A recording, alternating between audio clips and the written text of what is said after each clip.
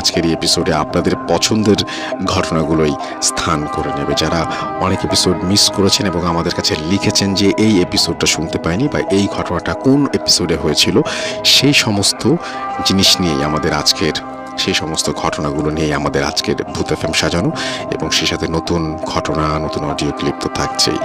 তো আজকে স্পেশাল শোতে আমাদের যেটা হয় সেটা হচ্ছে আমরা মেসেজ একটু কম পড়ি কিন্তু ঘটনা অনেক বেশি বলি। তো যাই হোক, সেই সাথে আজকেও আপনাদের সবাইকে আরও একবার আমন্ত্রণ জানাচ্ছি এবং শুরু করছি আজকের ভূত এফএম শুরুতেই একটি ইমেল দিয়ে। দুটো ঘটনাই আমি রাজবাড়ির ঘটনা বলবো, আমার যে জেলা রাজবাড়ি। তো ফার্স্ট যেই ঘটনাটি আমি এখন শেয়ার করব, ঘটনাটির সময় ছিল 1992 সাল।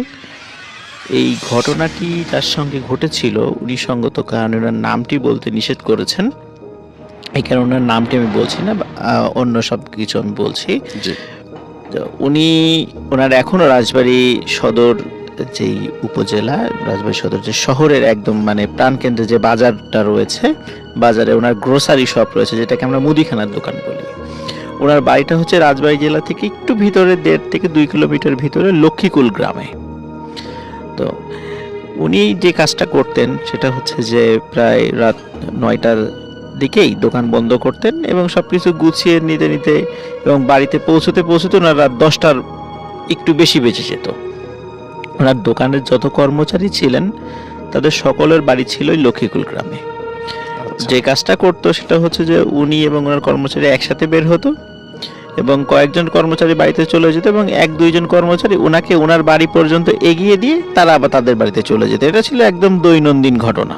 আচ্ছা, ঘটনাটির সময়, এই ঘটনাটির সময় ছিল বৈশাখ মাস, যখন কালবৈশাখী ঝড়ের সময়। ওই দিন মানে বিকালের দিকে একজন অদ্ভুত চেহারার একজন লোক আসেন ওনার দোকানে, এসে বলেন যে ভাই, আপনার দোকানে তো বিশেষ করে মুদিখানার দোকানে অনেকেই তাবিজ লেখার সরঞ্জাম নিতে আসেন, তো আমার কাছে একটা জিনিস আছে, আপনি যদি এটা রেখে দেন তো ভালো হয়, তাহলে বিক্রি করে আমাকে টাকাটা দিবেন বা আপনি কিনে রেখে দেন আমার কাছ থেকে। আসলে রাসেল ভাই, অনেক সময় যারা তাবিজ লেখেন আর কি, যারা এই প্রফেশনের সাথে জড়িত আছেন বা এই বিষয়ে যারা পারদর্শী, ওনাদের লেখার জন্য বিভিন্ন ধরনের জিনিস, যেমন পাতলা কাগজ, জাফরান কালি, তারপরে আপনার শুকনো চামড়া, এই জিনিসগুলো লাগে আর কি বিভিন্ন ধরনের কাজের জন্য। তো উনি যে খেয়াল করলেন যে যে লোকটি আসছে উনি শুকনো চামড়া নিয়ে আসছিল। তখন জিজ্ঞেস করলেন যে এটা কিসের চামড়া? তখন উনি বললেন এটা হচ্ছে ছাগলের শুকনো চামড়া। কিন্তু রাসেল ভাই, দোকানদার লোকটি চামড়াটি হাতে নিয়ে উনি দেখলেন চামড়াটি খুবই মসৃণ এবং খুব সুন্দর, মনেই হচ্ছিল না এটা ছাগলের চামড়া হতে পারে। তারপরও যেহেতু অনেক সুন্দর, মানে ওনারও পছন্দ হয়ে গেল। উনি বলেন আচ্ছা ঠিক আছে, তো এই যেহেতু এই চামড়ার ক্রেতা খুব কম পাওয়া যায়, আপনি রেখে যান, বিক্রি হলে আপনি পরে 1 সপ্তাহ পরে আসবেন, আপনাকে যদি বিক্রি হয় আমি টাকা দিয়ে দেব। তখন উনি এক কথায় রাজি হয়ে গেলেন, উনি আর কোনো আর্গুমেন্টেই গেলেন না। এতে উনি অবাক হলেন, কি ব্যাপার, আমি বলে দিলাম সাথে সাথে রাজি হয়ে গেল। তো যাই হোক রাসেল ভাই, ওই দিন বিকালে প্রচণ্ড ঝড় হয়েছিল রাজবাড়ী শহরে, যেহেতু বৈশাখ মাসের সময় ছিল। আর আমরা জানি কালবৈশাখীর ঝড়টা সাধারণত একটু বিকাল বা সন্ধ্যার দিকে একটু বেশি হয় আর কি। বৈশাখ মাসের ওই ঝড়ের কারণে রাজবাড়ী জেলার বিদ্যুতের খুঁটিগুলো বেশ অনেক জায়গায় ভেঙে পড়ে। তখন আমাদের রাজবাড়ী জেলার যেই এটার লাইনটা ছিল সেটা ফরিদপুরের সাথে সংযুক্ত ছিল। ফরিদপুরের ওই কয়েকটা লাইন ছিঁড়ে পড়ার কারণে রাজবাড়ী জেলার বিদ্যুৎ টোটাল জেলায় বিদ্যুৎ বিচ্ছিন্ন হয়ে যায়। আচ্ছা, তো যার এখন রাতের বেলা ওনারা যথারীতি মানে দৈনন্দিন যেভাবে যান আর কি, ঠিক সেভাবেই গুড়ি গুড়ি বৃষ্টি পড়ছিল, আকাশে বিদ্যুৎ চমকাচ্ছিল, ওটার মধ্য দিয়ে ওনারা কর্মচারী সহ উনি বাড়ির দিকে পা বাড়ান। তো রাসেল ভাই, যেহেতু বৃষ্টি হচ্ছিল, অন্যান্য কর্মচারীদেরকে উনি বললেন তোমাদের কষ্ট করে আর আমাকে বাড়ি পর্যন্ত এগিয়ে দিতে হবে না, তোমরা বৃষ্টির মধ্যে আর আমার বাসা পর্যন্ত আসার দরকার নাই, তোমাদের যেতে ফিরে যেতে আবার কষ্ট হবে, তোমরা বাড়ি চলে যাও। আচ্ছা, তখন উনি ওনার কর্মচারীদেরকে বাড়িতে পাঠিয়ে দিয়ে উনি নিজেই মানে ওনার বাড়ির দিকে হাঁটা শুরু করলেন। ওনার বাড়ির এরিয়াটা ছিল একটু বড় এলাকা নিয়ে, বড় জায়গা নিয়ে, যেহেতু ওনার অবস্থা ভালো ছিল। বাড়ির চারপাশে বড় একটা পুকুর ছিল বাড়ির পাশে। আর রাসেল ভাই ওনার বাড়িটা যেহেতু লক্ষ্মীকুল গ্রামে ছিল, লক্ষ্মীকুল গ্রামে বেশ পুরাতন, বিশেষ করে রাজবাড়ি জেলা যেই রাজার নামে হয়েছে, রাজা সূর্যকুমারের নামে, তো ওনার একটা অনেক পুরাতন রাজবাড়ি একসময় ওখানে ছিল এবং এখনও বড় বড় কয়েকটা পুকুর আছে। সেই পুকুর নিয়ে অনেক কাহিনী প্রচলিত আছে, অন্য কোনো সময় হয়তো বা সেইগুলো আমি শেয়ার করব। তো রাসেল ভাই ওই পুকুরগুলো পার হয়ে ওনাদের বাড়ি আরও ভেতরে যেতে হয় আর কি। তো উনি যখন যাচ্ছিলেন ওনার হাতে কিন্তু টর্চ ছিল, ওই সময় যে 5 ব্যাটারির টর্চ যেটা আমরা বলি অনেক সময়, ওই সময় এখনকার মতো তো চার্জার মানে টর্চ ওই সময় ছিল না। তো উনি ওনার বাড়ির দিকে যখন যাচ্ছিলেন, তো যেহেতু বৃষ্টি হয়েছে, তখন উনি ওনার বাসার কাছাকাছি যখন এসেছেন, বাড়ির আগেই ওনার পুকুরটা পড়ে, তখন উনি খেয়াল করলেন যে পুকুর থেকে মাছ উঠে এসেছে। আমরা কিন্তু রাসেল ভাই যে বৃষ্টির সময় দেখি যে শোল মাছ, টাকি মাছ, কই মাছ, এগুলো অনেক সময় পানির স্রোতের সাথে উঠে আসে, ডাঙায় উঠে আসে আর কি। এটা আমি ছোটবেলায় আমি এগুলো ধরেছি, খুব মজা পেতাম আর কি। তো উনি রাতের বেলা এই দৃশ্যটা উনি দেখেন যে বেশ বড় আকৃতির, ওনার কাছে দেখে মনে হচ্ছিল শোল মাছ। উনি আবার কি করলেন, টর্চ লাইটটা জ্বালানোর চেষ্টা করেন। কিন্তু অদ্ভুত ব্যাপার রাসেল ভাই, ওনার টর্চ লাইটে ব্যাটারিগুলো ছিল, সবগুলো ব্যাটারি চার্জ ছিল, কিন্তু ওনার টর্চ লাইটটা কোনো একটা কারণে জ্বলছিল না, ওই মোমেন্টে জ্বলছিল না। তো উনি চিন্তা করলেন যে কি ব্যাপার, জ্বলছে না কেন, কোনো একটা সমস্যা হতেই পারে। এই চিন্তা করে উনি আর টর্চ লাইটের দিকে মানে মনোযোগ না দিয়ে উনি চিন্তা করলেন যে মাছগুলো যেহেতু আমার সামনে আছে, আমার কাছে তো একটা ব্যাগ আছে, আমি ব্যাগের মধ্যে মাছগুলো একটু উঠিয়ে নেই, ভরে নিয়ে যাই আর কি। তো যেই ভাবা সেই কাজ, উনি বেশ 10-12টা মাছ উনি ওর ভিতরে উঠানোর পরে তো উনি বাড়িতে চলে যান। বাড়িতে যাওয়ার পরে ওনার স্ত্রীকে বলেন যে এই মাছগুলো রান্নাঘরে নিয়ে রেখে দিতে, সম্ভব হলে এখনই সেগুলো কুটে ফেলতে। এখন আসল ভাই উনি ওনার স্ত্রীর কাছে মাছের ব্যাগটি দিয়ে উনি যখন ওনার রুমে প্রবেশ করেন এবং যখন একটু ড্রেস চেঞ্জ করছিলেন, কিছুটা ভিজে গেছিলেন যেহেতু বৃষ্টিতে, হঠাৎ রান্নাঘর থেকে মানে প্রচন্ড শব্দে ওনার স্ত্রীর এক আর্তনাদ ভেসে আসে ওনার কানে, এবং বাড়ির অন্য সদস্যরা মিলেও দৌড়ে রান্নাঘরের দিকে ছুটে যান। দেখেন যে ওনার স্ত্রী সেন্সলেস হয়ে পড়ে আছে এবং যে ব্যাগটা, মাছের ব্যাগটা ছিল, সেই ব্যাগে একটি মাছও নেই। তখন সবাই মিলে তাড়াতাড়ি করে ওনার স্ত্রীকে মানে পানি ছিটা দিয়ে বিভিন্ন প্রক্রিয়া করে ওনার স্ত্রীর জ্ঞান ফেরানো হয়। তো স্ত্রীর জ্ঞান ফেরানোর পরে তখন তাকে জিজ্ঞেস করা হয় আসলে ঘটনাটি কি ঘটেছিল। তখন ওর স্ত্রী বলেন যে উনি মাছের ব্যাগটি নিয়ে যখন রান্নাঘরে এসেছেন এবং একটি একটি করে মাছ বের করবেন এই চিন্তা করে মনে করেন যে কেবল মানে একটা হাত মানে ব্যাগের মধ্যে দিয়েছেন, হঠাৎ করে ওনার মনে হয়েছে কেউ যেন খপ করে ওনার হাতটা চেপে ধরেছে। আচ্ছা, তখন উনি চিন্তা করেছেন যে হয়তোবা কোনো মাছ হয়তোবা আমাকে মানে কামড় দিয়েছে। এই চিন্তা করে উনি ব্যাগের মুখটা খুলে দেখতে গিয়েছেন আসলে কি হলো।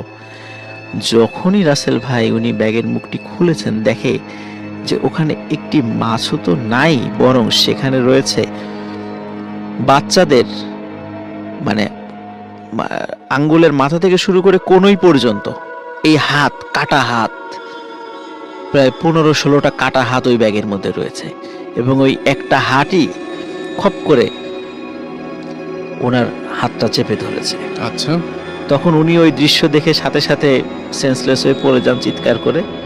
মানে এতটুকুই ওনার মনে আছে, পরে আর কিছু মনে নাই। পরে এসে আর কোনো মাছ তো ছিলই না। তখন সবাই বললেন যে রাতের বেলা এভাবে মাছ নিয়ে আসতে হয় না, মাছ নিয়ে আসলে এরকম ভয়ঙ্কর কিছু হতে পারে। সবাই মানে এইভাবে ওই যে দোকানদার যেই আঙ্কেল আর কি, ওনাকে একটু ভৎসনা করলেন। উনি চিন্তা করলেন হয়তো এরকম একটা ঘটনা হয়ে গেছে, প্যারানর্মাল একটা ঘটনা, এই ঘটনা এখানেই শেষ, উনি এটাই মনে করেছিলেন। রাসেল ভাই এটা ছিল সবে শুরু মাত্র। তো এর ঠিক পরের দিন উনি যখন রাতের বেলা বাড়িতে ফিরছিলেন, বাড়িতে ফেরার পর ওই দিন আবার সব ওনার কর্মচারীরা ওনার বাড়ি পর্যন্ত এগিয়ে দিয়েছিল, যেহেতু আগের দিন একটা দুর্ঘটনা ঘটে গেছে। আচ্ছা। এই জন্য ওই দিন একদম বাড়ি পর্যন্ত এগিয়ে দিয়ে গেছে। কিন্তু বাড়ি পর্যন্ত এগিয়ে দেওয়ার পর উনি যখন বাড়ির বাইরের ওনার টিনের গেট ছিল, হুম হুম। টিনের গেটটা খুলে যখনই ভিতরে ঢুকেছেন, দেখে উঠোনে 15-20টা বাচ্চা খেলাধুলা করছে। আচ্ছা। এবং অদ্ভুত ব্যাপার হলো ওই বাচ্চাগুলো সবার মাথা অস্বাভাবিক রকমের বড় এবং চ্যাপ্টা প্রকৃতির। হুম হুম। এবং ওই সময় মানে চাঁদের আলো, যেহেতু মানে ঝড়ের সময় চাঁদের আলো ওই সময় ছিল না, একটু বিদ্যুৎ চমকাচ্ছিল। বিদ্যুৎ চমকার আলোতে উনি যতটুকু দেখলেন সেটা হচ্ছে যে প্রত্যেকের চেহারা খুবই অদ্ভুত প্রকৃতির এবং সবার চোখগুলো অনেক বড় বড়। তো উনি দৃশ্য দেখে কিছুটা একটু ভয় পেলেন এবং চিন্তা করলেন যে এই ধরনের বাচ্চা তো আমাদের গ্রামে আমি কখনো দেখেছি বলে মনে পড়ে না। আচ্ছা। তখন উনি জিজ্ঞেস করেন, এই তোমরা কারা? যখনই এভাবে বলেছে, সবাই ওই বাচ্চা 15-20টা বাচ্চা সবাই দৌড় দিয়ে, মানে মনে হলো মানে বেড়া টপকিয়ে লাফিয়ে লাফিয়ে বেড়া টপকিয়ে চলে গেল ওই পাশে। এবং ঘন অন্ধকার ছিল ওই পাশে, জঙ্গল ছিল, কিন্তু ওরা কোথায় গেল? উনি এইটা দেখে খুব মানে ভয় পেয়ে গেলেন। উনি সাথে সাথে তাড়াতাড়ি টর্চ নিয়ে বের হলেন। ওনার হাতে টর্চ ছিল, তখন টর্চ জ্বালিয়ে জঙ্গলের দিকে খেয়াল করলেন যে ওখানে কিচ্ছু নাই। উনি চিন্তা করলেন কী ব্যাপারে, এত তাড়াতাড়ি বাচ্চাগুলো কোথায় গেল? তখন উনি চিন্তা করলেন যে আসলে আমাদের বাড়িতে হচ্ছেটা কি, গতকালকে এই ঘটনা ঘটলো, আজকে এটা। তো উনি চিন্তা করেন হয়তো বা কোনো বাচ্চা আসতেও পারে। তো উনি আবার ওনার বাড়িতে ওনার স্ত্রীকে বললেন, বাড়ির অন্য সদস্যদেরকে বললেন যে এখানে বাচ্চা খেলাধুলা করছে, তোমরা দেখেছো কি? সবাই এক বাক্যে বলল, কই না তো, আমরা তো এই ধরনের কোনো কিছুই খেয়াল করি নাই, বা এরকম বাচ্চা খেললে তো আমরা টের পেতাম, ওটা তোমার মনের ভুল, বা এই সমস্ত বলে মানে তাকে এই কথা বলে দিল। কিন্তু উনি জানেন আসলে এটা তো তার মনের কখনোই ভুল ছিল না। উনি যেটা দেখেছেন উনি ঠিকই দেখেছেন। আসল ভাই, এর ঠিক পরের দিন থেকে আর একটা নতুন উৎপাত শুরু হলো। সেটা হলো রাতের বেলা যখন ওনারা ঘুমিয়ে থাকেন, রাত ঠিক 1টা কি 2টোর দিকে ওনার টিনের চালে মনে হয় কেউ যেন ধূপধাপ করে এক পাশ থেকে আর এক পাশে চলে যায়। তখন স্বাভাবিকভাবে আসলে গ্রামে কিন্তু ওই যে এক ধরনের প্রাণী আছে যেগুলাকে আমরা মানে শুদ্ধ বাংলায় যেটাকে আমরা গন্ধগোকুল বলি, আর আঞ্চলিক ভাষায় বিভিন্ন জায়গায় বিভিন্ন নামে ডাকে। কোনো অঞ্চলে খাটাস, কোনো অঞ্চলে নেইল, এই ধরনের শব্দে এই প্রাণীকে ডেকে থাকে। তো ওনারা চিন্তা করেছেন হয়তো বা এই ধরনের প্রাণীই হবে যে রাতের বেলা এখান দিয়ে যাচ্ছে। কিন্তু রাসেল ভাই, কিন্তু ওই ধরনের প্রাণীর যেই আকৃতি অনুযায়ী যেই ধরনের শব্দ হওয়ার কথা, তার থেকে আরো 5-6 গুণ বেশি শব্দ হয়। তার মানে ওর থেকে বড় কিছু। তো ওনারা 1-2 দিন এটা মানে মানে অবজারভেশন করার পর ওনারা চিন্তা করেন আমরা একটু যখনই শব্দ হয় বাইরে গিয়ে দেখবো জিনিসটা কি। একদিন রাসেল ভাই মানে 3 দিনের দিন যখন এই মানে 2 দিন অবজারভেশন করার পরে 3য় দিন যখন রাতে যখনই শব্দ শুনেছে, ওনারা বাড়ির 3-4 জন সদস্য দৌড়িয়ে দরজা খুলে বাইরে এসে যখন রাসেল ভাই টর্চ জ্বালিয়েছে, তখন দেখে যে একটা ছোট্ট বাচ্চা টিনের চালের এই মাথা থেকে ও মাথা দৌড়ে চলে গেল। এই দৃশ্য দেখার পরে সবাই বুঝে ফেললো যে আসলে তাদের বাড়িতে যেই ঘটনাটা ঘটে চলছে এটা এটা স্বাভাবিক কোনো কিছু নয়, এটা কোনো কাকতালীয় ব্যাপার নয়, এটা মানে নিয়মিতভাবে ঘটে চলছে। কোথায় পেয়েছো? তখন বলে যে কেন, এটা জেনে আপনার কি দরকার? কারণ না, বলো, দরকার আছে, কারণ এটা নিয়ে আমার সাথে একটা ভয়ঙ্কর ঘটনা ঘটে গেছে। তখন বলে কি ঘটেছে? তখন বলে যে রাত্রে উনি যখন ওই চামড়ার উপরে মানে তাবিজ লেখা শুরু করেছেন, উনি মানে ফিল করছিলেন যে ওনার আশেপাশে মানে মনে হচ্ছে অনেক কেউ দৌড়াদৌড়ি করছে, ছোট বাচ্চা দৌড়ালে যেরকম শব্দ এরকম কেউ দৌড়াদৌড়ি করছে। তখন উনি চিন্তা করলেন যেহেতু উনি তাবিজ লেখেন, অনেক সময় জিন ভূত তাড়ান, এই জন্য হয়তো বা কোনো দুষ্ট জিন উনাকে ডিস্টার্ব করছে, উনি এই চিন্তা করেন আর কি। এটা চিন্তা করে এমনি নর্মালি দোয়া পড়ে উনি ফু দেন। এখন এরপরে রাসেল ভাই মানে ওই হুজুর যখন তাবিজ লেখা চালিয়ে যাচ্ছিলেন, হঠাৎ করে ওনার ঘাড়ে মানে প্রচন্ড একটা কামড় উনি অনুভব করেন, যে হঠাৎ করে ওনার ঘাড়ে প্রচন্ড কামড়, এবং উনি ওই কামড়ের যন্ত্রণা সহ্য করতে না পেরে সেন্সলেস হয়ে পড়ে যান।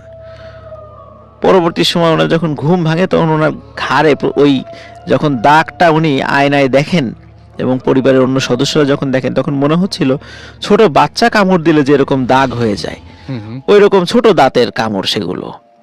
এবং এর কারণে উনি পরবর্তীতে হন্তদন্ত হয়ে ফিরে আসেন যে আমার কখনো এরকম ঘটনা ঘটে নাই, আজকে তোমার এই চামড়া লেখার সময় কেন এই ধরনের ঘটনাগুলো, সত্যি করে বলো চামড়া তুমি কোথায় পেয়েছো। তখন উনি বলেন যে সব খুলে বলেন যে এরকম একজন লোক আসছিল, উনি সেটা দিয়ে গেছেন, এর বাইরে আমি আর কোনো কিছু বলতে পারবো না, কিন্তু চামড়াটা রাখার পরে আমার ফ্যামিলিতেও এই ধরনের ঘটনা ঘটছিল। আচ্ছা।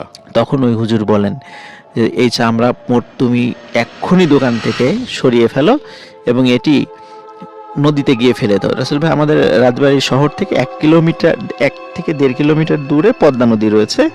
তখন উনি যেটা করেন, উনি হুজুরের কথা শুনে ওই চামড়াটি উনি নদীতে গিয়ে ফেলে দেন।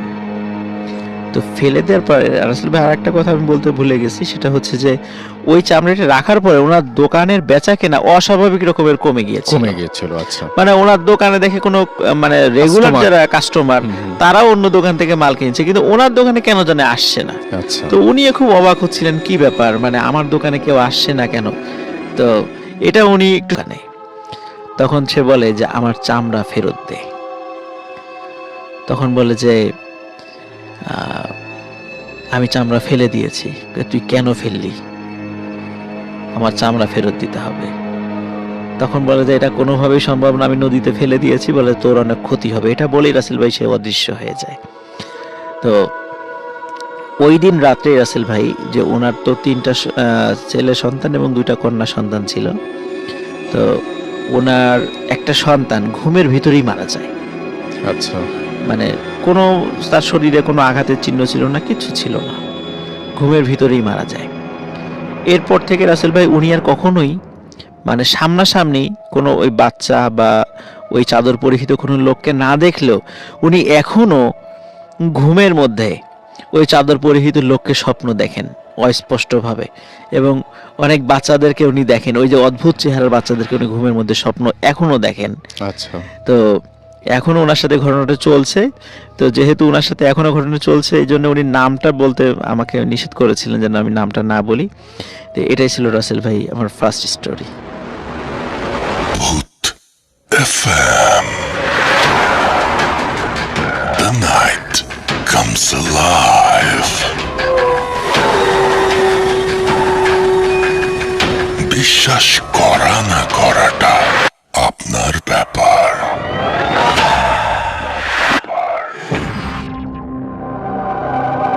আরও একবার আপনাদের সবাইকে স্বাগত জানাচ্ছি। আমি রাসেল, শুনছেন রেডিও ফুর্তি এডিট FM। আমি রাসেল আছি সাথে, এবং ভূত এফএমের ঘটনা শুনছি আমরা। এখন যেটা করব সেটা হচ্ছে চলে যাব একটা অডিও ক্লিপে। অফকোর্স একটা পুরনো ঘটনার পরে এই অডিও ক্লিপটি নতুন, এবং আশা করছি এটা আপনাদের ভালো লাগবে। চলুন শুনে আসি। এবং অডিও ক্লিপটি প্লে করার আগে আপনাদের আরও একবার জানিয়ে দিই, আমাদেরকে ইমেল করতে চাইলে আমাদের ইমেল অ্যাড্রেস হচ্ছে bhutfm@radiofurti.fm, which is bhutfm@radioforti.fm। আপনার নাম, ঠিকানা এবং ফোন নাম্বার সহ আপনার জীবনে ঘটা বা আপনার জানা সেরা ঘটনা লিখে পাঠিয়ে দিন আমাদের কাছে। ঘটনার শুরুতে অবশ্যই উল্লেখ করুন যে ঘটনাটি আপনি স্টুডিওতে এসে শেয়ার করতে চান, নাকি আপনি চান আপনার ঘটনা আমরা পড়ে শোনাই। যারা দেশের বাইরে রয়েছেন তারা সরাসরি অডিও ক্লিপ পাঠিয়ে দিবেন বা লিখেও পাঠাতে পারেন ঘটনাটি। ভূত FM. The night comes alive. বিশ্বাস করা না করাটা আসসালামু আলাইকুম রাসেল ভাই, আমি আশিক মাহমুদ রাজশাহী থেকে বলছি। ঘটনাটি আমার কাছে কালেক্টেড করা, এবং যে ঘটনাটা বলেছেন নাম পরিচয় না বলার স্বার্থে, এবং এটি একটা নাইট গার্ড আঙ্কেলকে অনেক জোরাজুরি করার পর ঘটনাটি বলে, এবং আমাকে যেভাবে বলেছেন আমি সেভাবে শেয়ার করছি। তখন 2009 সাল ছিল, এবং আঙ্কেলের ছেলে যে ছিল সে 7ম শ্রেণীর প্রায় শেষের দিকে, এবং 8ম শ্রেণীতে উঠবে এর মতো অবস্থায়। তো সে ভাইয়া ছোট থেকেই শুনতো যে তাদের বাসার পাশে যে গাছটা রয়েছে, একটা লিচু গাছ ছিল। তো লিচু গাছটা অনেক পুরনো, এবং সেখানে লোককথায় প্রচলিত ছিল যে সেই গাছে নাকি জিন থাকে, পরি থাকে, এবং অনেকে অনেক আওয়াজ শুনতো, অনেক কিছু দেখতো। তো সে ভাইয়ার ছোট মানে যে যার ঘটনা যাকে নিয়ে তাকে আমি ভাইয়া বলে সম্বোধন করছি। তো সে ভাইয়া ছোট থেকে মানে এটা নিয়ে কৌতূহল, তো সে দেখবে। তো একদিন কি করে বসে, তার কৌতূহলটা একেবারে চূড়ান্ত পর্যায়ে চলে যায় এবং সে একটি মানে আমরা যে তরকারি কাটা যেটা ব্যবহার করি হাইসা টাইপের, বটি টাইপের, তো সেটা নিয়ে এই লিচু গাছের একটা ডাল এলো পাতাটি কোপাতে থাকে। কোপানোর পরে কি হয়েছিল কি যে গাছটিতে একটা লাল বর্ণের তরল মিশ্রিত হয় এবং সে বাসায় চলে আসে। ঘটনাটি তার বাসায় জানতে পারে এবং তাকে মানে বকাঝকা করে আর কি। তো ঘটনাটা শুরু হয়েছে কিছুদিন পর থেকে এবং হঠাৎ করে সে ভাইয়ার আচরণটা উগ্র হয়ে যায় এবং পাগলের মতো বিহেভ করতে থাকে।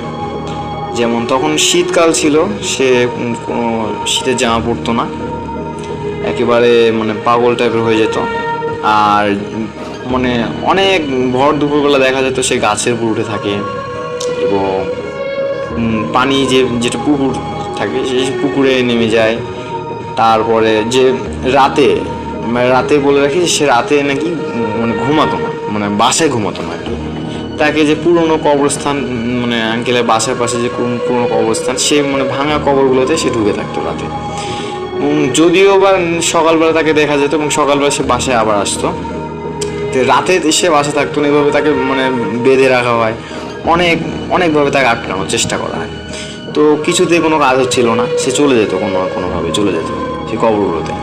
সেই জন্য তার বাসার সামনে মানে উঠোন আঙিনা যেটা আমরা বলি, তো সেখানে একটা নাকি কবর খোঁড়া হয়েছিল এবং প্লেন সিট দিয়ে একটা কবরের মতোই বানানো হয়েছিল এবং রাতে সেখানে তাকে রাখা হতো এবং খাওয়ার দিলে সে খাইতো না। আর সে কেমন যেন একটা মানে পশুর মতো আচরণ শুরু করে, মানে গোঙায় এবং নাকি সুরে কথা বলতো।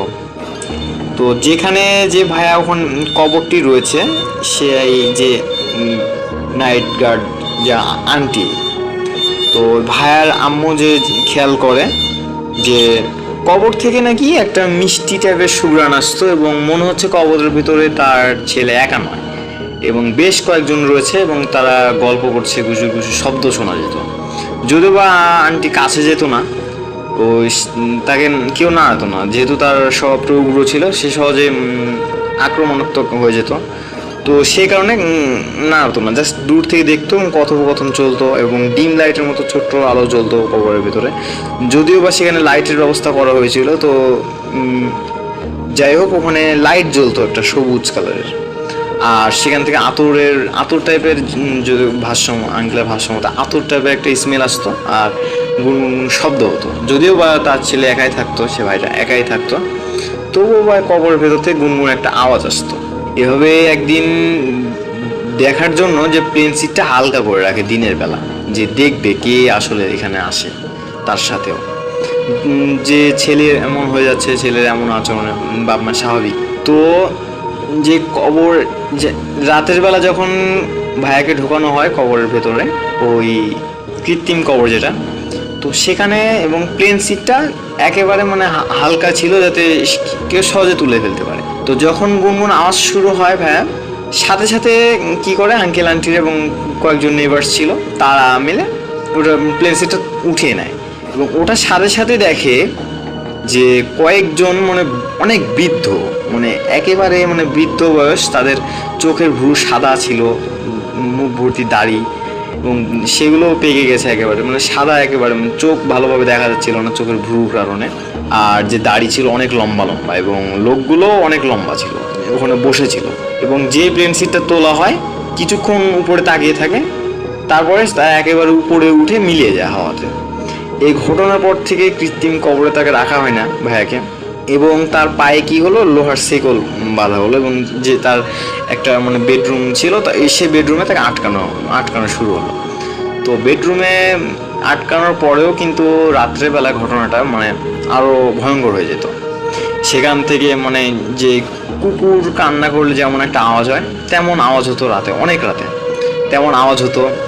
তারপরে ঘরটা হঠাৎ করে অস্বাভাবিক হারে মানে একটা কেমন একটা বিদ্যুটে গন্ধ সৃষ্টি হতো। তারপরে যে ইয়ার রয়েছে যে ভেন্টিলেটর এই পাশের রুমে, সেই ভেন্টিলেটর থেকে নাকি দেখতো যে আগুন জ্বলছে রুমে, এগুলো করতে থাকতো এবং এক পর্যায়ে এগুলো চলতে চলতে যে ভাইয়াটার একেবারে শোচনীয় হয়ে যায়। তো সে কিছুদিন খাওয়া দাওয়া বন্ধ ছিল, একেবারে শুকিয়ে গিয়েছিল, মানে হাড় গোনা যেত আর কি, এমন হয়ে গিয়েছিল। তো কিছুদিন যাওয়ার পরে ট্রেনে যে রেল লাইন আছে সেখানে মানে ট্রেনের নিচে পড়ে ভাইয়াটার মৃত্যু হয়। তো মৃত্যু হওয়ার পর থেকে যে বেডরুমটা ছিল, ওনার যে ব্যবহৃত বেডরুমের কৃত্রিম কবরটা কোনো কারণে ধসে যায়, ধসে একেবারে পরিপূর্ণ হয়ে যায়, মাটি ধসে পরিপূর্ণ হয়ে যায় একা কোনো কারণ ছাড়াই। আর যে বেডরুমে যাকে শিকল দিয়ে বাঁধা হয়েছিল, সে বেডরুমে থাকার চেষ্টা করে এই আন্টিরা, তো থাকতে পারতো না। মানে কেউ একজন হঠাৎ উপরে ঝুলতো, মানে সিলিং যেটা ছিল সিলিংয়ে ঝুলতো, তারপরে যে একা শুয়ে আছে এমন অবস্থায় মনে হচ্ছে রুমে কে হাঁটাহাঁটি করছে, কারো উপস্থিতি রয়েছে। আর বেশ রুমটা একেবারে ঠান্ডা হয়ে যেত, মানে এয়ার কন্ডিশনার চললাম না, যে মানে 18 অ্যারাউন্ড 20 or 18 যে সেলসিয়াস থাকলে যেমন হয় তেমন নাকি হয়ে যেত, এবং বেশ শীতল থাকতো রুমটা। আর জানালাগুলো খোলা হতো না যেহেতু, তো সে রুমটা শীতল হয়ে যেত। তো আন্টির জানালা খোলা হয় না, বা একটু রুমটা ছায়াতে হওয়ার কারণে হয়তো এরকম ঠান্ডা। আর উপস্থিতিগুলো তো এভাবে সন্দেহ করে মিলাদ পড়ানো হয়। তো মিলাদ পড়ানোর পরে যদিও বা এই ঘটনাটা একটু কমেছে, কিন্তু রুমে একেবারে কেউ থাকার অনুপযোগী হয়ে পড়ে। যেমন রাত্রেবেলা যদি কেউ শুয়ে থাকতো, তার মানে যে ঘুমিয়ে যেত, তার যে কাঁথা যদি নিত, তো কাঁথা একেবারে পেঁচিয়ে যেত গলায়। তারপরে কে যেন কানের কাছে মানে মুখ এনে ফিস ফিস ফিস ফিস শব্দ, এগুলো আছেই। তারপরে পা টানবে, আর এসব হতো। এই ঘটনাগুলো তো যে আন্টি বলে যে, আর আঙ্কেলও বলে যে ওনার ছেলে ছিল, কিন্তু এই ঘটনাগুলো মানে যদিও বা কোনো মিল থাকতো, তো কোনো ছেলেই কোনো ঘটনা করতো, কিন্তু সেগুলো কোনো মেয়ের ফিগার দেখা যেত, এবং মেয়ে মানে কণ্ঠ যে কানের কাছে ফিস ফিস করে কথাবার্তা চালাতো, এগুলো নাকি মেয়েরই কণ্ঠ ছিল, মানে তাদের ভাষা মতো। তো এইভাবে চলতে থাকে। তো একসময় সিদ্ধান্ত নেয় যে রুমে থাকবে না কেউ, এটাকে মালামাল যা আছে বাসার পুরনো, সেটা রাখার জন্য সিলেক্ট করা হয়। তো সেইভাবেও চলতে থাকে, এবং মালামালগুলো স্বাভাবিকভাবে থাকে না। এইটা এখানে রাখছে, পরের দিন এখান থেকে এটা গায়েব হয়ে যায়, বা আবার কিছুদিন পরে একা একা চলে আসে, বা এই জিনিস এখানে রাখছে তো অন্য জায়গায় চলে যাচ্ছে, ভেঙে যাচ্ছে, এরকম হচ্ছে। আর সে রুম থেকে তারপর থেকে যে যখন মালামালের এটা যে সিলেক্ট করা হয়, তো রুম থেকে ভাইয়া উদ্ঘট একটা গন্ধ আসতো। আর যে আমরা যে কুকুর কান্না, মানে আগে বলেছি যে কুকুর কান্না করতো, সেরকম একটা মানে জোরে একটা সাউন্ড হতো, যেটা প্রতিবেশী নেইবার যারা ছিল তারা সবাই শুনেছে, এবং আমি জিজ্ঞাসা করেছি, তো সবাই হ্যাঁ এটা সম্মতি জানিয়েছে এরকম হতো।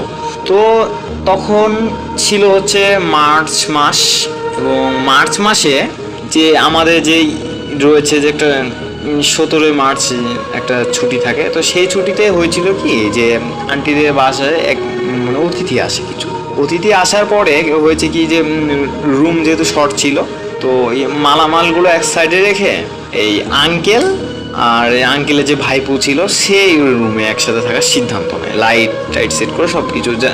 রুমটা তারা জানতো না, তো তারা ঢোকে এবং একসাথে থাকার সিদ্ধান্ত নেয়। অনেকদিন পর রুমটা খোলা হয়েছিল, রুম থেকে একটা কেমন গন্ধ আসছিল, প্লাস কেমন যেন একটা ঠান্ডা পরিবেশ ছিল, অল টাইম মানে ঝিম ধরে একটা পরিবেশ থাকতো রুমে। এটা এর আগে ছিল না, মানে ওই ভাইয়াটার মৃত্যুর আগে এরকম ছিল না, হঠাৎ করে হয়ে গেছে। এবং যে থাকে রাত্রেবেলা দেখে যে একটা মেলি টাইপের, মানে বয়সটা বলেছিল যে 15 হবে নাকি, সর্বোচ্চ মানে 15 হবে এবং সর্বনিম্ন 12 হবে, এরকম একটা বয়সের মেয়ে বসে থাকে, মানে একেবারে ফ্লোরের মধ্যে বসে থাকে হাঁটু মুড়ি দিয়ে। আর যে পুরো রুমের মধ্যে একেবারে গন্ধ, আর মেয়েটা হালকা হালকা করে কান্না করে, আর কান্না করছে প্লাস যে রয়েছে যে চুলগুলো টেনে টেনে টেনে টেনে ছিঁড়ছে, মানে এই যে কয়েকটা আঙুলে করে টেনে টেনে ছিঁড়ছে, প্রায় 10-12টা একসাথে এইভাবে টেনে টেনে ছিঁড়ছে চুলগুলো। আঙ্কেল তো এটা নিয়ে অভ্যস্ত ছিল প্রায়, মানে এগুলো জানে যে এই রুমে একটা প্যারানর্মাল ঘটনা আছে বা ঘটে। তো আঙ্কেলের যে ভাইপো আছে সে এটা নিয়ে অভ্যস্ত ছিল না, খুব ভয় পেয়ে যায়, এবং প্রথমে ভয় পায় এবং পরে ডিসাইড নেয় যে মেয়েটি কে, সে কাছে যাওয়ার পর যে আঙ্কেলের ভাইপোটাকে এমন জোরে একটা থাপ্পড় দেয় যে তার কানের যে মানে যে কানের পর্দা আমরা যাকে বলি সে কি পর্দাটা ফেটে যায়। তো সে মানে আঙ্কেলের ভাইপো আজও কানে শোনে না, মানে সে কানের সমস্যা একেবারে স্থায়ীভাবে হয়ে গেছে। তো ওটা মিলিয়ে যায় এবং মেলানোর পরে সেই রুমে কেউ থাকেনি, যে আঙ্কেলে ভাইপো যে ছিল তো ওনার কান দিয়ে রক্ত বের হয়। তো এটা নিয়ে ধরাধরিতে আঙ্কেল এই বিষয়ে মুখ খোলে না। পরের দিন সিদ্ধান্ত নেওয়া হয় যে এই রুমে তালা দেওয়া হবে এবং এই রুম আর খোলা হবে না। তো একটা হুজুরকে ডেকে নিয়ে এসে তো রুমের চারপাশে বন্ধ করে দিয়ে তালা মেরে দেওয়া হয়, তালা লাগিয়ে দেওয়া হয়। তালা লাগিয়ে দেওয়ার পর থেকে যে এই রুমটি ছিল, রুমটি একেবারে মানে কেমন যেন হয়ে গিয়েছিল রুমটা। মানে রুমের এখানে গেট ধাক্কাতো, তখন মানে ভাইয়া ভেতর থেকে মনে হচ্ছে ভেতরে কাউকে আটকে রাখা আছে। রুম ধাক্কাতো, তারপরে যে ভেতর থেকে মনে হচ্ছে কান্নার আওয়াজ, চিৎকারের আওয়াজ। আন্টি মাঝে মাঝে শুনতো যে ওনার ছেলেই নাকি কান্না করে। তো ওনার ইচ্ছা হতো যে রুমটা খুলবে এবং দেখবে আসলে ঘটনা কি। তো আন্টি সাহস পেত না একা। তো একদিন কি হয়েছে, আঙ্কেল নাই বাসায়, আর ওনার ছেলের রুপি যে সন্ধ্যাবেলায় তো কান্না শুরু করে ছেলের একেবারে কণ্ঠ নিয়ে। তো আন্টি সিদ্ধান্ত নেয় যে এটা খুলবে এবং আন্টি যে খোলে অমনি তখন আন্টির আর কিছু মনে নাই, অজ্ঞান হয়ে যায়। তারপর থেকেই শুরু হয় যে রুমের কোনো সমস্যা হতো না, রুমে থেকে আর কোনো আওয়াজ আসতো না। তো বাইরে ওটা মানে শক্তিটা যাই ছিল তো সেটা বাইরে চলে আসে। বাইরে চলে আসার পর থেকেই মানুষজন দেখতে থাকে এই যে ভাইয়াটা যে ট্রেনে কাটা পড়েছিল তাকে দেখতে থাকে এখানে ওখানে, মানে যেখানে যায় তাকে নাকি দেখতে পায়। এবং দেখার পরে যে ওই যে লিচু গাছ যেটা বলেছিলাম, তো সেই লিচু গাছের নিচেও নাকি বসে থাকতো প্রায় ভর দুপুরে। অনেকেই অবাক হয়ে যেত, কারণ মৃত্যু ঘটেছিল, নিজে জানাজা দিয়েছে। এবং আঙ্কেলকে এসে বলতো, আঙ্কেল এটা নিয়ে ইউজড হয়ে গেছিল এক সময়, তো একে কিছু মনে করতো না।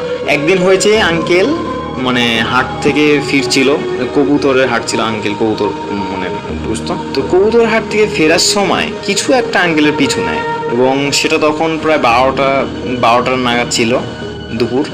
তো কিছু একটা পিছু নেয় সাইকেলের। তো এটা আঙ্কেল বুঝতে পারার পরে আঙ্কেল ভাবে যে কবুতর নিয়ে আসছে, চোর টোর নাকি বা কেউ ফলো করছে নাকি, চিন্তাই এরকম কেস ভাবে। তো যখন আমাদের যে 14 পাই যে রাস্তাটা আছে, আমার অনেকেই রাজশাহীবাসীর অনেকেই চেনে, 14 পাই যে বদ্ধভূমি থেকে যে 14 পাই যে একটা লাল রাস্তা খোয়ার, যে এই খোয়ার রাস্তায় যখন আসে কবুতরগুলো ভেতর যে খোপটা ছিল, কবুতরগুলো খোপের মধ্যে নাই এবং খোপের মধ্যে নাই।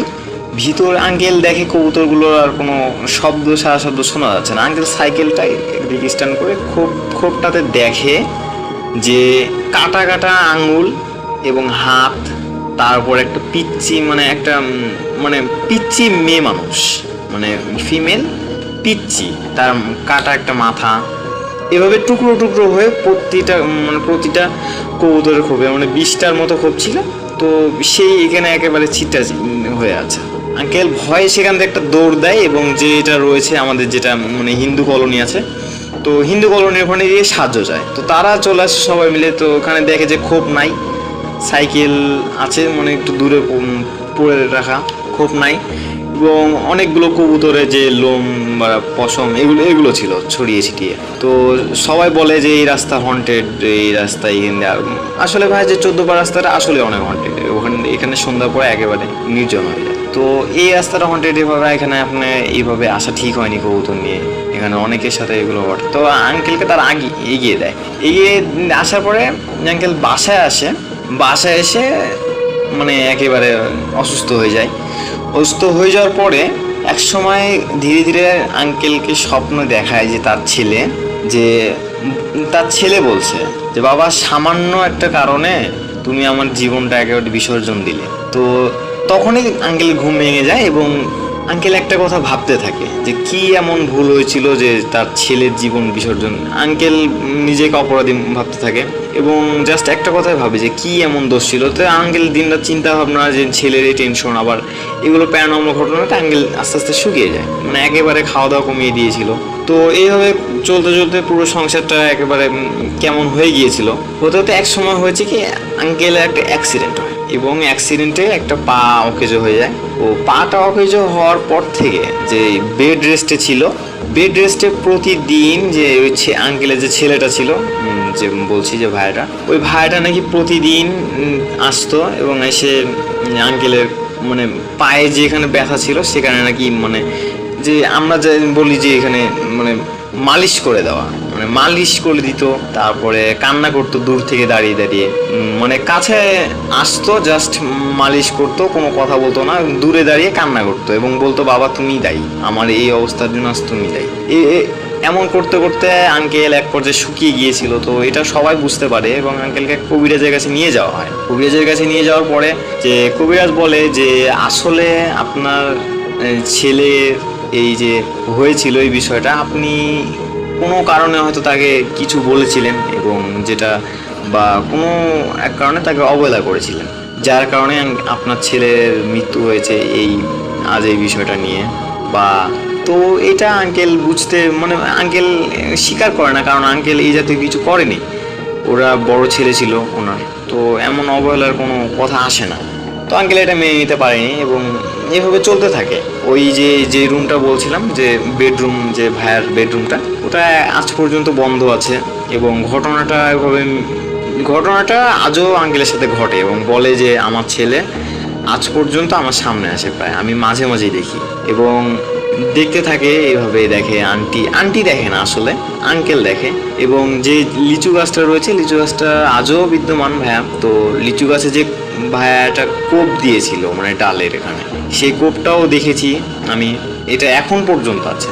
আশ্চর্যের বিষয়, কোপটা এখন পর্যন্ত আছে। আমি ইমেলে ছবি অ্যাটাচ করে দিয়েছি, তো আপনি যদি ভাইয়া চান তো সব শেয়ার করতে পারেন, সমস্যা নেই। এবং এটাই ঘটনা ছিল আঙ্কেলের কাছ থেকে শোনা। সবাইকে আমার সালাম, আসসালামু আলাইকুম।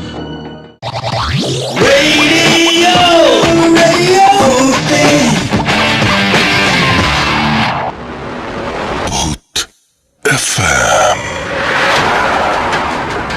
The night comes alive. বিশ্বাস করা না করাটা আপনার ব্যাপার। Radio food red FM and চলছে ভূত এফএম এবং আজকের স্পেশাল এপিসোড। এবং এই স্পেশাল এপিসোডে এখন যেটা করব সেটা হচ্ছে একটা ইমেল পড়ব, যেই ইমেলটিও নতুন, সুতরাং আপনাদের সাথে থাকতেই হচ্ছে। আজকের প্রোগ্রামটা একটু অন্যভাবে সাজিয়েছি, আমি বলেছিলাম, এবং এই ফর্মুলা কেমন লাগছে আর জানতে চাইলাম না, কারণ মহান আল্লাহ আপনাকে সব সময় ভালো রাখেন। আমি ভূত এফএমের একজন ফ্যান ও নিয়মিত শ্রোতা। আমি সবসময় ভূত এফএমের সাথে আছি আর আগামীতেও থাকতে চাই। আমি কখন ভূত এফএমে কখনো কোনো ঘটনা পাঠাইনি, এটাই আমার প্রথম ঘটনা। আমি লিখব ভাবি, তবে সময় হয় না। আজ লিখলাম।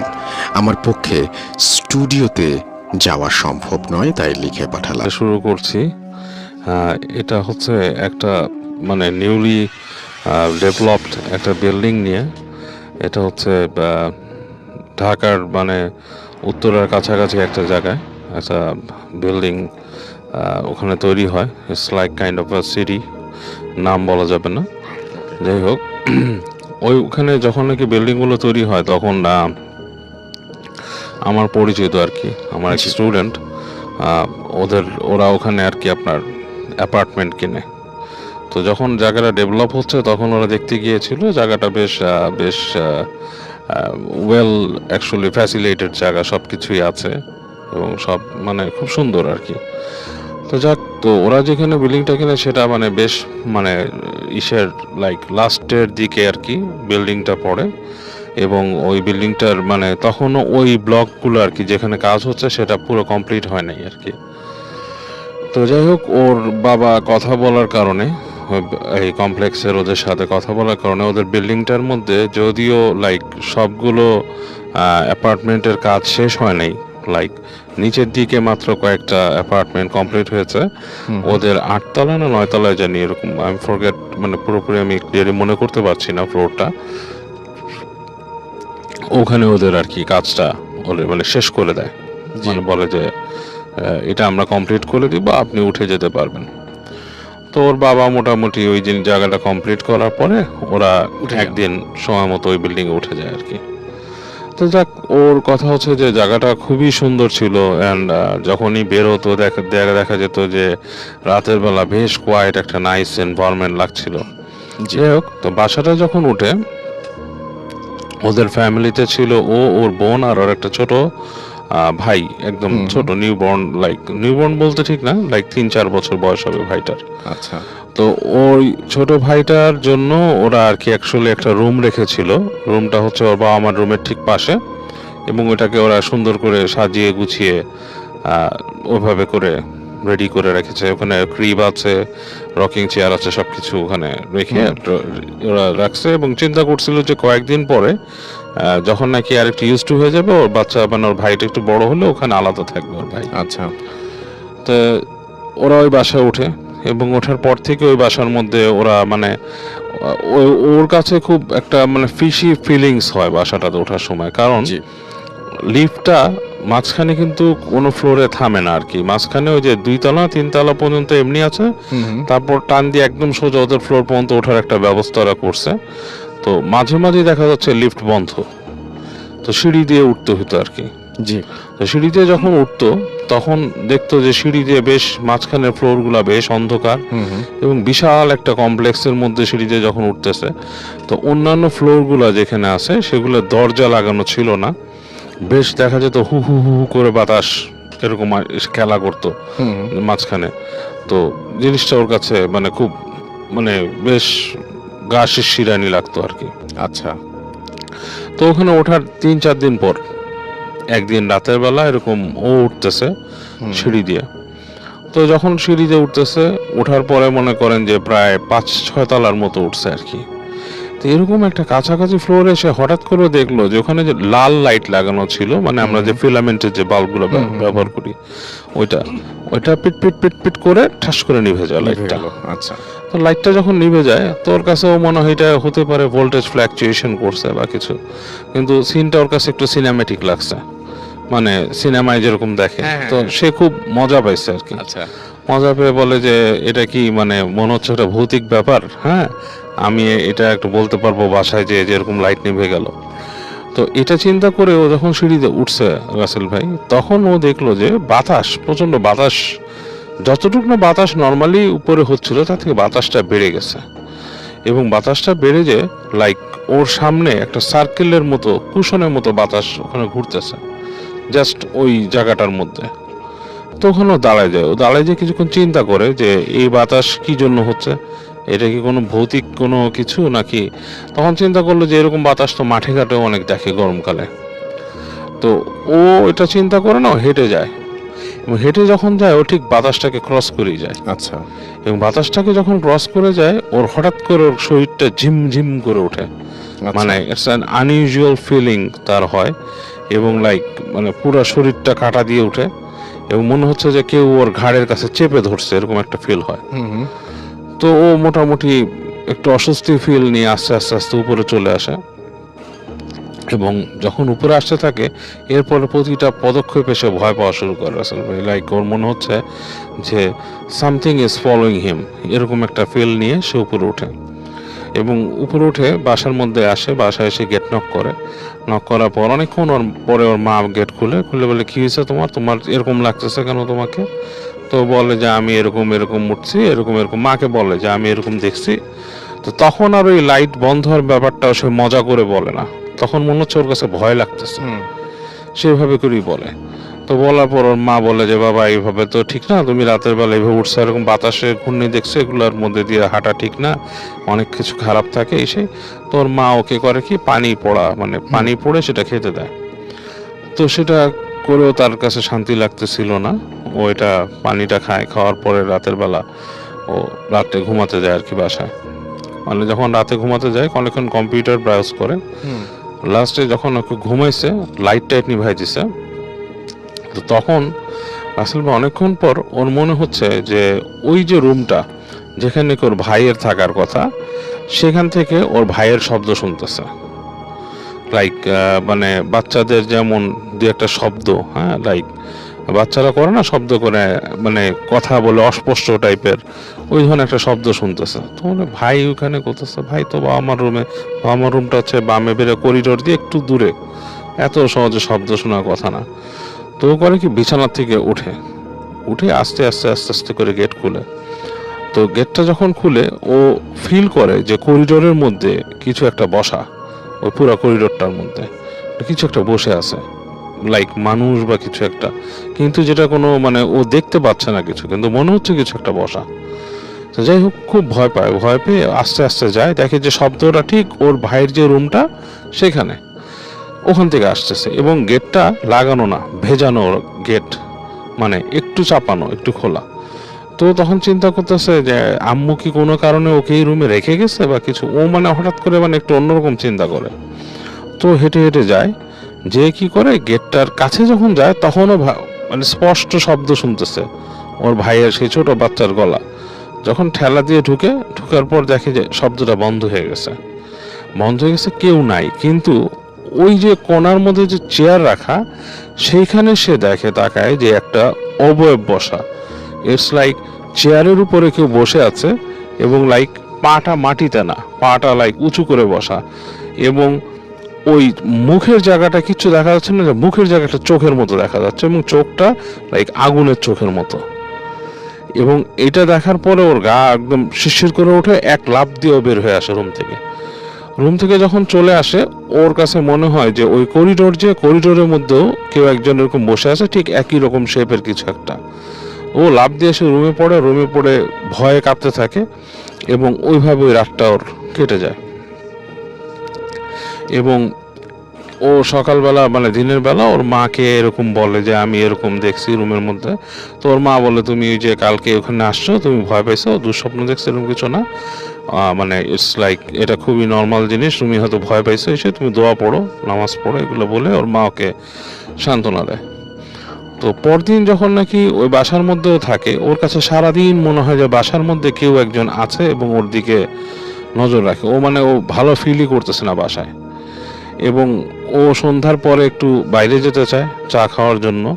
ও যখন সিঁড়ি দিয়ে নামতে যায়, তখন ওর মনে হয় সিঁড়ির গোড়ায় কেউ বসা, এবং ও আবার উঠে আসে। ওই দিন আর নামে না ও বাসার ভেতর থেকে, ও বাসার মধ্যে চলে আসে, এসে ঘরের মধ্যে ঢুকে, ঘরের মধ্যে ওর কাছে ওরকম ফিল হতে থাকে।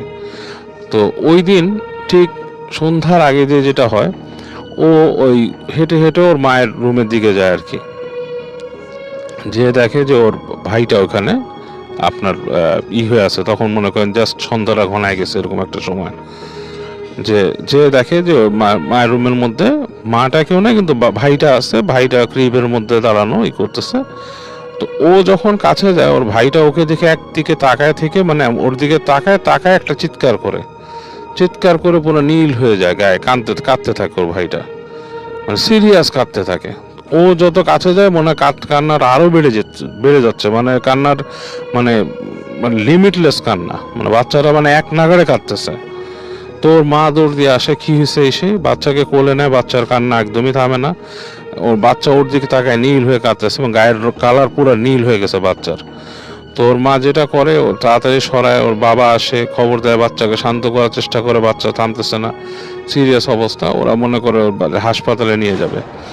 তো এরকম করে ওই ভাইকে ওরা হাসপাতালে নিয়ে যায়, ওর মাটা। তো হাসপাতালে নিয়ে যেও আসলে বাচ্চার কিছু হয় না, বাচ্চাকে আপনার ডাক্তাররা শান্ত করার চেষ্টা করে, ওষুধ দিয়ে দিয়ে পাঠায়, কাঁদতেছে। তো ওখানে ওদের প্রতিবেশী একজন বলে যে এখানে একজন আছে, হুজুর আছে, ওনার সাথে দেখান কি হয়েছে বাচ্চার এসে। তো ওরা ওর বাবা মা হুজুরের সাথে কন্ট্যাক্ট করার পরে হুজুর আসে, ওদের বাসায় আসে। তো হুজুর বাসায় এসেই, হুজুর যখন বাসাটায় ঢুকে, তখন উনি ওই বাসায় পা দিয়ে বলে যে এই বাসাটার মধ্যে কিছু একটা সমস্যা আছে। বলে যে কি সমস্যা, বলে যে এখানে কোনো একটা কিছুর আসর আছে, আপনারা একটু থাকেন, এবং এই বাসাটার মধ্যে, এগুলো তো আসলে বাসাগুলো তৈরি হয়েছে খুব জায়গার মধ্যে, মানে ব্যারেন টাইপের ছিল এই জায়গাগুলা। হ্যাঁ, তো এখানে অনেক কিছুই থাকে, এবং বাসার ফ্ল্যাটেও এখানে আশেপাশে কেউ থাকেন, আপনাদের বাইরে বন্ধ দিতে হবে, বাচ্চাটাকে দেখি। তো বাচ্চাটার কাছে হুজুরটা যায়, উনি যে দোয়া পড়ে বাচ্চাটাকে যখন উনি ধরে ফু দেয়, তখন বাচ্চাটা কান্না টান্না যতটুকু ছিল, বাচ্চাটা কেঁপে উঠতেছিল, এটা থেমে যায় আর কি। তখন উনি একটা দোয়া পড়ে বাচ্চাকে ফু দেয়, এবং ওই যে টায়তন পড়ে দেয়, ঝেড়ে দেয়, এবং ওই হুজুর কি করে, ওই বাসাটাকে আপনার বন্ধ করে দেয়। উনি দোয়া পড়ে করে ওনার কিছু প্রসিজার করে উনি বাসাটাকে বন্ধ করে দেয়। বন্ধ করে দিয়ে বলে যে আপনারা একটা জিনিস সাবধানে থাকবেন, যে যেহেতু এখানে বাচ্চা আছে আপনারা খুব সাবধানে থাকবেন, ছোট বাচ্চাদেরকে এরকম দুষ্টু জিনরা অনেক ডিস্টার্ব করে, ভয় দেখায়, এই সেই। আর ওই উনি তখন এগুলো বলে বাসাটা বন্ধ করে যখন উনি যাচ্ছে, তখন উনি ওই ভাইটার দিকে নজর পড়ে আর কি, আমার স্টুডেন্ট যেটা ছিল ওর দিকে নজর পড়ে, বলে কি যে ওর এরকম অবস্থা কেন। ও তখন বলে যে ওর কাছে যে ফিলটা হচ্ছিল ওই হুজুরকে দেখে, ওর কাছে খুব রাগ লাগতেছিল হুজুরটাকে দেখে, মানে অস্বস্তি ফিল হচ্ছিল যে কেন এই লোকটা এখানে কি করতেছে, মানে সে মানে অসহ্য লাগতেছিল, যদি অসহ্য লাগার তার কোনো কারণ নাই। হুজুর তাকে দেখে অনেকক্ষণ তাকায় থেকে বলে কি ওর কি কোনো সমস্যা আছে, ও কোথায় গেছিল। তখন ওর মা বলে যে না এরকম না, বাট ও কয়েকদিন আগে এরকম ভয় পাইছে। তখন হুজুর ওকে বলে যে ওকে আমার ঝাড়তে হবে। তো ওকে নিয়ে যায়, হুজুর নিয়ে রুমে বসায়, আরেক রুমে বসায়, ওকে ঝাড়ার ব্যবস্থা করে এবং ওকে ঝেড়ে টেড়ে ওকে ফু দিয়ে দেয়। ও বলছে যতবার হুজুর ওকে ঝাড়ছে ততবারই নাকি ওর শরীর দিয়ে মনে হচ্ছে যে লাইক একটা গুজ বাম্পের মতো চলে গেছে, মানে প্রত্যেকবার শরীর হয়ে গেছে এবং এক পর্যায়ে লাইক খুব প্রশান্তি আসছে, মানে ঘুমের মতো, মানে লাইক মনে হচ্ছে যে ঘুমায় যাবে এরকম একটা পজিশন। তো ওকে বলে যে বাবা তুমি কিন্তু সন্ধ্যার সময় এখান থেকে বেরোবা না, হ্যাঁ। আর ওর মাকে বলে দেয় যে আপনারা এই বাসাটায় আছেন এখানে, তো আসলে বিল্ডিংটা ওইভাবে বাঁধা হয়নি, আপনাদের এই ফ্লোরটাকে আমি বন্ধ করে দিছি, দোয়া পড়ে করে দিছি, কিন্তু কখনো ওই এখানে এরকম খোলা রাখবেন না, সন্ধ্যার সময় দরজা জানলা বন্ধ করে দিবেন। এবং এরকম বলে উনি হুজুরটা চলে যাওয়া দোয়া দিয়ে যায় এবং কিছু ওই যে দোয়া টোয়া টানায় রাখতে বলে বাসা। তো এবং বলে যে অনেক রকম ফেস করবেন প্রবলেম, বাট বাসার মধ্যে কিছু হবে না। তো আমার স্টুডেন্ট বলছে যে ও যেটা দেখতো, তারপরেও রাসেল ভাই দেখতো কি যে মাঝে মাঝে ওদের বাসার যে জানালা আছে না, ওর যে বাসার যে জানালাটা, ওই জানালাটার মধ্যে নক হতো, টক টক টক টক টক টক করে নক করতো রাতের বেলা। এবং জানালা তো বুঝেন 8 তলার ওপরের জানালা, বাইরে কিন্তু কিছুই নাই, লাইক একটা ছোট সানসেটের মতো কার্নিশ আছে আর কিছুই নাই, ওইখানে টক টক টক টক টক করে করে নক করতো। নক করলে মানে মনে হতো যে কেউ জানি এখানে আসে, লাইক জানালার উপর নক করতো, তারপর দরজার মধ্যে আঁচড় কাটতো, হ্যাঁ। তারপরে একদিন যেটা হয়েছিল যে ও নাকি মানে বের হয়েছে করিডোরে, ওখান থেকে ডাইনিং স্পেসে যাবে, ওখান থেকে ওই গেটের পাশ থেকে মনে হচ্ছে কেউ নাম ধরে ডাকতেছে এবং শীষ দিয়ে নাম দিয়ে নাম ধরে ডাকার মতো। এবং ও ডাকটা এমন ছিল যে ওর কাছে খুব কিউরিয়াসিটি হচ্ছিল যে ও যায় যে দেখুক যে ঘটনাটা কি, কিন্তু সে যে দেখে নাই। তো এরপরে একদিন ও ছাদে উঠছিল ওই বাড়ির, ছাদে উঠে ওর কাছে খুব উইয়ার্ড ফিলিং হয়েছে এবং সামহাও ও নেমে আসছে। তো আলটিমেটলি পরবর্তীতে আস্তে ধীরে বাসাটার মধ্যে মানুষ আসছে এবং ওদের বাসায় ঝামেলাগুলো কমে গেছে। তবে এখনো নাকি মাঝে মাঝে ওদের বাসার মধ্যে মনে হয় যে ওদের উপরতলায় যেটা ছাদটা, ওদের 2-3টা ফ্লোর উপরে, সেই ফ্লোরে বাসিন্দারা বলে যে ছাদের উপরে এখনো মনে হয় রাতের বেলা কেউ দৌড়াদৌড়ি করে, লাইক আপনার বাচ্চারা খেলাধুলা করে না দৌড়ায়, সেরকম দৌড়াদৌড়ি করতেছে ছাদে, কিন্তু কেউ গেলে নাকি কাউকে দেখে না। এই হচ্ছে কাহিনী Rasel. Boot FM. The night comes alive. বিশ্বাস করা না করাটা আপনার ব্যাপার।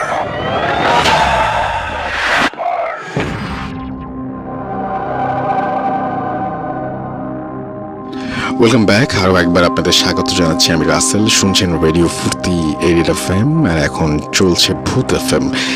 এইবার যে ঘটনাটা আমরা শুনবো সেই ঘটনাটি হচ্ছে, এটি একটি ইমেল, আমার কণ্ঠে পড়ে 2টো নতুন ইমেল পড়েছি, এবার একটা পুরনো ইমেল শুনুন, শুনে আসি। আসসালাম। ভূত FM.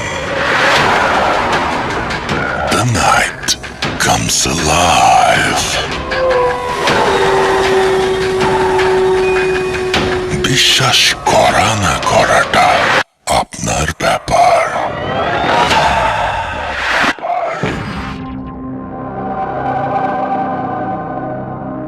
আরও একবার আপনাদের সবাইকে স্বাগত জানাচ্ছি আমি রাসেল, এবং এই মুহূর্তে যে ঘটনাটি আমি আপনাদের শোনাবো সেটি হচ্ছে 16 আগস্ট 2019-এর, এবং আপনাদের সবার প্রিয়, এটা আমাদের শেষ আকর্ষণ, সবার প্রিয় ডক্টর আলিফ এই ঘটনাটি শেয়ার করেছিলেন, এবং এটা ছিল ওই দিনের সম্ভবত থার্ড স্টোরি। তো এই ঘটনাটিও আপনারা আশা করছি শুনবেন এবং আপনাদের ভালো লাগবে। চলুন শুনে আসি ঘটনাটি, এবং আমাদেরকে অবশ্যই বলবেন, জানাবেন ফেসবুকে, ইমেইলে, আপনারা সবাই লিখছেনও, কিন্তু জানাবেন অবশ্যই যে কেমন লাগছে, এবং এইরকম যে আজকের যে আয়োজন, এরকম আয়োজন আমরা আরও বেশি কন্টিনিউ করবো কিনা। চলুন শুনে আসি ঘটনা। তো যে আপুর ঘটনাটা বলবো তার নামটা আমি বলেই ফেলি, কারণ এইটাতে আমি বলতে পারবো, সেই পারমিশনটা আছে। তার নাম এফ রহমান, পুরা নাম বললাম না, এফ রহমান। তো এই আপুটা রহমান আপুই বলি, কারণ লাস্টে যেহেতু রহমান আছে। এই আপুটা আমি ওনার বিয়ে হয়েছে 2008 সালে।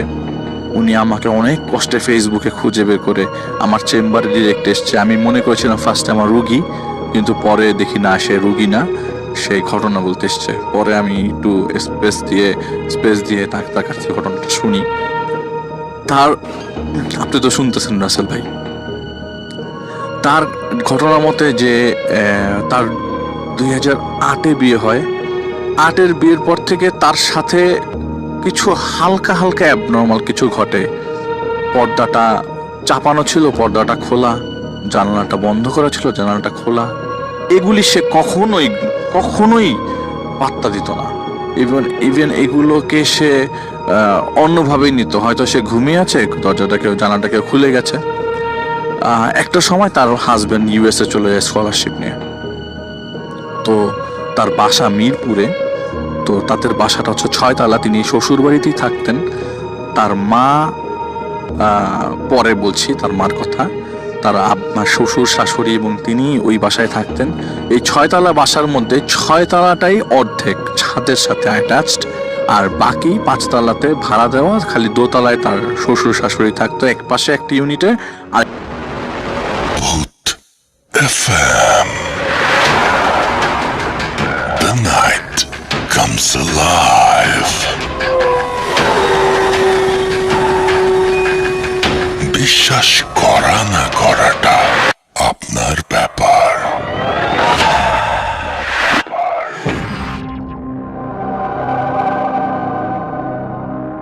রাইট, সো ডক্টর আলিফের ঘটনার মাধ্যমে শেষ হয়ে গেল আমাদের আজকের আয়োজন, এবং আমি জানি না যে কেমন লেগেছে আপনাদের কাছে। যদি ভালো লাগে তাহলে অবশ্যই আমাদেরকে জানাবেন, আমাদেরকে ইমেল করবেন। আমাদের ইমেল অ্যাড্রেস হচ্ছে bhutfm@edufurti.fm, which is bhwtfm@radiofoyt.fm। আপনার নাম, ঠিকানা এবং ফোন নাম্বার সহ আপনার জীবনে ঘটে যাওয়া বা আপনার জানা সেরা ঘটনা লিখে পাঠিয়ে দিন আমাদের কাছে। ঘটনা শুরুতে অবশ্যই উল্লেখ করুন যে ঘটনাটি আপনি স্টুডিওতে এসে শেয়ার করতে চান, নাকি আপনি চান আপনার ঘটনা আমরা পড়ে শোনাই। যারা দেশের বাইরে রয়েছেন তারা সরাসরি অডিও ক্লিপ পাঠাতে পারেন বা লিখেও পাঠাতে পারেন ঘটনাটি। আমাদের দুটো ফেসবুক পেজ রয়েছে, www.facebook.com/radio.furti and www.facebook.com/bhutfm.russell। আজকের মতো এখানেই শেষ করছি, কথা হবে আবার আগামী সপ্তাহে। সেই পর্যন্ত সবাই ভালো থাকুন, সুস্থ থাকুন, সুন্দর থাকুন, মোস্ট ইম্পর্টেন্টলি ফুর্তিতে থাকুন। Tata. Boot FM. The night comes alive.